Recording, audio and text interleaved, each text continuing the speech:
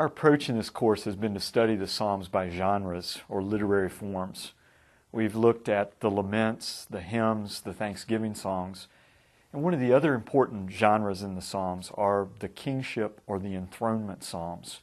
And these Psalms are especially important to the Psalter because they focus on the kingship of God. Mark Futato says that the kingship of God is the theological center of the Psalms. And so in many ways, these Psalms are emphasizing what the heart of the book is really all about. A German scholar by the name of Sigmund Mowinckel associated these Psalms with an annual enthronement ceremony in Israel. And he connected this to the Babylonian Akitu festival, which lasted for 12 days. There was a procession of the gods, and there was a ritual enthronement of Marduk's son, Nebu. However, the evidence for any type of real enthronement ceremony or the reaffirmation of or renewal of Yahweh's enthronement in Israel, there's no real evidence of that. And I think the comparisons simply point out the fact that kingship was an important part of all of the religions of the ancient Near East, and that you have these claims about God's kingship that are in competition with the kingship claims of these other gods as well. And right at the heart of the Psalter, there is this assertion in these Psalms, Yahweh reigns. Now, we have examples of the enthronement Psalms in Psalm 47 and Psalm 93 to 99. And I'd like to read Psalm 99 as an example of an enthronement psalm. The Lord reigns, Yahweh Malach. Let the peoples tremble. He sits enthroned upon the cherubim. Let the earth quake. The Lord is great in Zion. He is exalted over all the peoples. Let them praise your great and awesome name. Holy is He. The King in His might loves justice. You have established equity. You have executed justice and righteousness in Jacob. Exalt the Lord our God and worship at His footstool. Holy is He. Moses and Aaron were among His priests. Samuel was also among those who called upon His name. They called to the Lord, and He answered them. In the pillar of the cloud He spoke to them. They kept His testimonies and the statute that He gave them.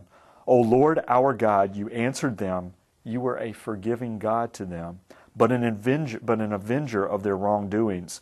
Exalt the Lord our God and worship at His holy mountain, for the Lord our God is holy.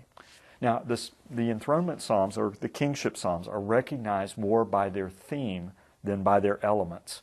And many of them, most of them, contain this statement, the Lord reigns, which is right at the very beginning of Psalm 99.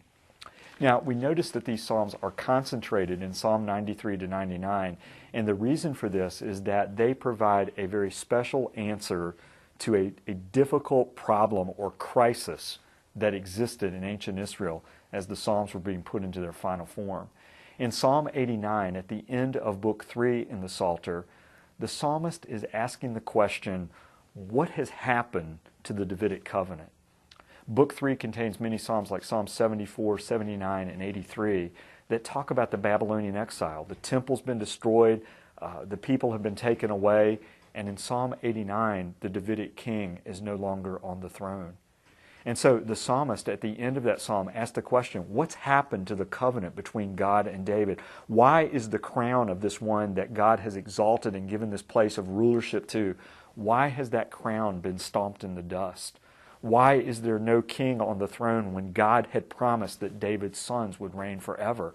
And so in many ways, the Babylonian exile was the greatest crisis that Israel would ever face because it looked like the covenant promises that God had made to Israel as a whole and to David in particular, those promises had been forgotten. Psalm 93 to 99, with its assertion about Yahweh's kingship in Book 4, provides the answer to that question. What the Psalms are going to say to us is that even when the Davidic king is no longer on the throne, Yahweh still is. Even though the Davidic king has lost his position and place of authority and rule and reign, God still is in control. God is still sovereign. God's heavenly rule does not depend on the earthly rule of the Davidic king. And so the Psalter is inviting the people to trust in God's kingship, even when it appears that everything that God has promised to Israel has been taken away. So the Enthronement Psalms have a special place, a special purpose in the Psalms. I think they also remind us of three key theological ideas that I want to remind us of. The kingship of Yahweh in the Old Testament. The Psalms are going to stress that, first of all, the Lord is king over all of Israel, but the Lord is also king over the nations. Here in Psalm 99, God is king over Israel in a special way. They are his chosen people. The Lord, his temple, is in Zion, and another word for temple is palace. God's palace was among the Jewish people. The Ark of the Covenant represented the footstool of his throne. The cherubim that were on top of the ark were his royal attendants, and as their wings were stretched out, they provided the seat for his throne. God, in a special way, rules and reigns in Israel and over the people of Israel. The Lord does special things for the people of Israel. It reminds us in this psalm that he answered the prayers of Moses and Aaron and Samuel and others. The Lord forgave the sins of the people of Israel. So in a special way in the Old Testament, God demonstrates his kingdom rule through the people of Israel. Their job was to demonstrate the glory of their king to other nations so that other nations would want to know them. But even though God is king over Israel in a special way, the Psalms are also going to assert that the Lord is God over the nations. All the earth is to come and recognize. All the earth is to come and acknowledge. And there are other places in the Enthronement Psalms where they're going to say, the Lord is the great king and the great God above all the other gods. So if the Lord rules and reigns over the gods of the people, then the Lord also rules and reigns over those nations themselves. The Lord is not just a nationalistic deity. He's not just involved in the people of Israel. The Lord is over all nations. John Hilber says that when the psalmist makes these claims about God being king over the nations, the psalmist is challenging the pretenses of every other religion in the ancient Near East. The Babylonians would claim that Marduk was God. The Assyrians would claim that Ashur was God. The Egyptians would claim that their God was God. And these nations were much stronger politically and seemed to have a real political reason for saying that. But the Old Testament is going to come back and say, no, those kings are not ruler. The Lord is the one who is sovereign. Yahweh is the God over Israel. He is also the God over the nations. The second thing that the Kingship Psalms are going to stress in the theology of kingship in the Psalter is that the Lord has established his kingship both at creation and in his actions in history. The Lord is king because he is the unique creator God. Even if these other gods exist, they are not the self-existent eternal creator like Yahweh is.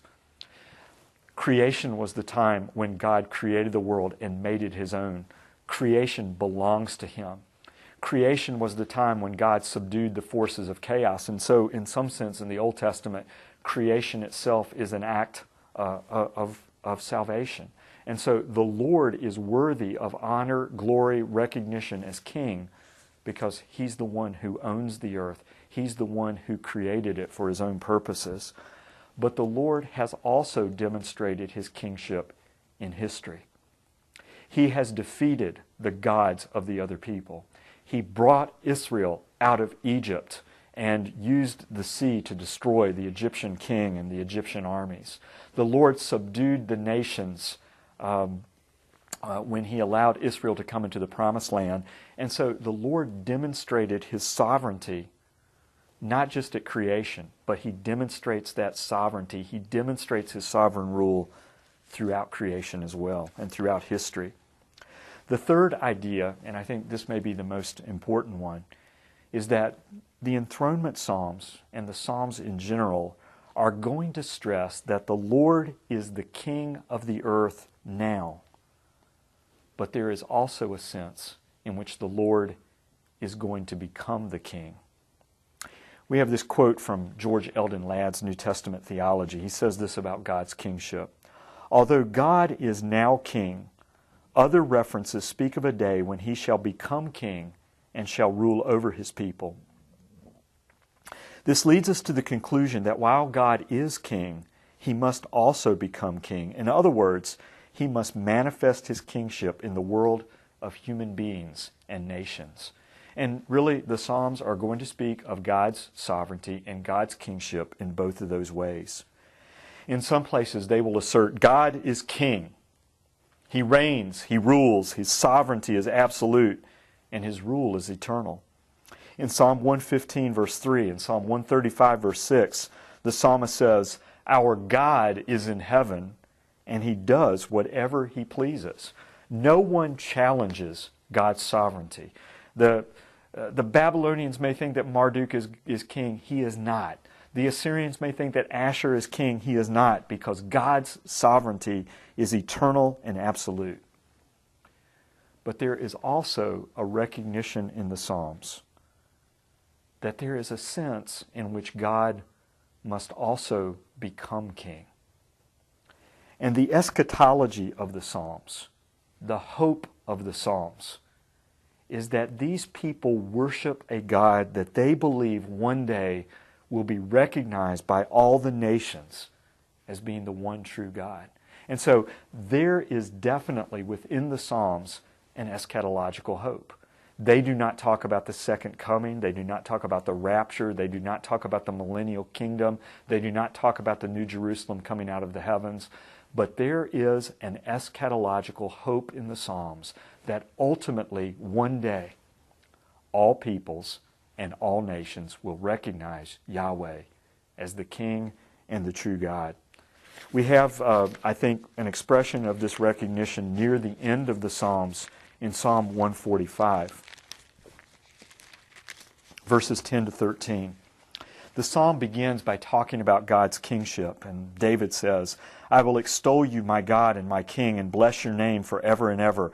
Every day I will praise you, and I will praise your name forever and ever. Great is the Lord, and greatly to be praised, and his greatness is unsearchable." But David doesn't want to just worship the Lord himself. David doesn't just want the people of Israel to worship the Lord. In a sense, he views the worship of the people of Israel in the temple in Jerusalem in his day, or at the sanctuary in Jerusalem in his day, as choir practice for the great day when all people and all nations are going to worship the Lord. And here's the hope that he gives, and here's the hope that he expresses of that in Psalm 145, verses 10 to 13. He says, "All of your works shall give thanks to you, O Lord, and all of your saints shall bless you.